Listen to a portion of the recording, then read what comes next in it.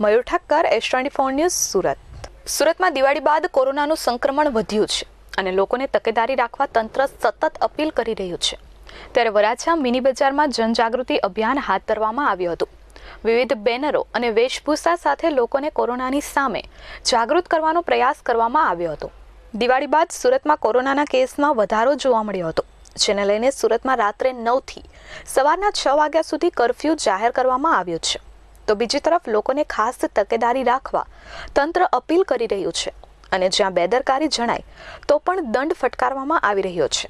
તો બીજી તરફ સુરતના વરાછા સ્થિત મિની બજારમાં કે જ્યાં હજારો રત્નકલાકારો કામ કરે છે, ત્યાં એક જનજાગૃતિ અભિયાન શરૂ કરવામાં આવ્યું હતું.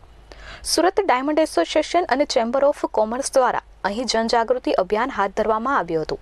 આ અભિયાનમાં વિવિધ બેનરો તેમજ યમરાજ અને કોરોનાની વેશભૂષામાં લોકો આવ્યા હતા અને એક રેલી યોજી લોકોને કોરોનાની સામે તકેદારી રાખવા અને ગાઈડલાઈનનું ચુસ્તપણે પાલન કરવા તેમજ કોરોના ટેસ્ટ ખાસ કરાવવા અપીલ કરી હતી. ઉલ્લેખનીય છે કે અનલોકના તબક્કામાં હીરા ઉદ્યોગમાં કોરોનાનું સંક્રમણ વધ્યું હતું અને હીરાના કારખાનાઓ બંધ રાખવાની પણ નોબત આવી હતી. ત્યારે રત્નકલાકારો ફરીથી જાગૃત થાય તે માટેના પ્રયાસો હાથ ધરવામાં આવી રહ્યા છે.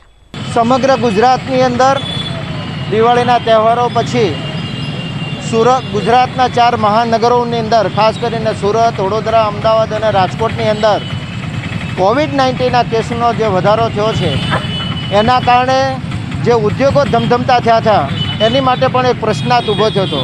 આ બાબતને ધ્યાનમાં રાખીને the southern Gujarat chamber of commerce અને સુરત ડાયમંડ એસોસિએશનના સંયુક્ત ઉપક્રમે જનજાગૃતિનો કાર્યક્રમ આજે રાખવામાં આવ્યો છે. આ જનજાગૃતિના કાર્યક્રમની અંદર અમે લોકોને અપીલ કરીએ છીએ કે સેનેટાઇઝનો ઉપયોગ કરો, માસ્ક પહેરો, સોશિયલ ડિસ્ટન્સ જાળવો અને સુરત મ્યુનિસિપલ કોર્પોરેશનના માધ્યમથી જે એન્ટીજન ટેસ્ટ ફ્રી ઓફ ચાર્જમાં કરાવવામાં આવે છે એમનો પણ લાભ લઈ અને આપણે સુરક્ષિત રહીએ. ને જો આપણે સુરક્ષિત રહીશું તો જ આપણા ઉદ્યોગને આપણે બચાવી શકશું. ચેમ્બર ઓફ કોમર્સ અને સુરત ડાયમંડ એસોસિએશન તરફથી આજે મિની હીરા બજારમાં જનજાગૃતિ રેલીનું આયોજન થયું છે.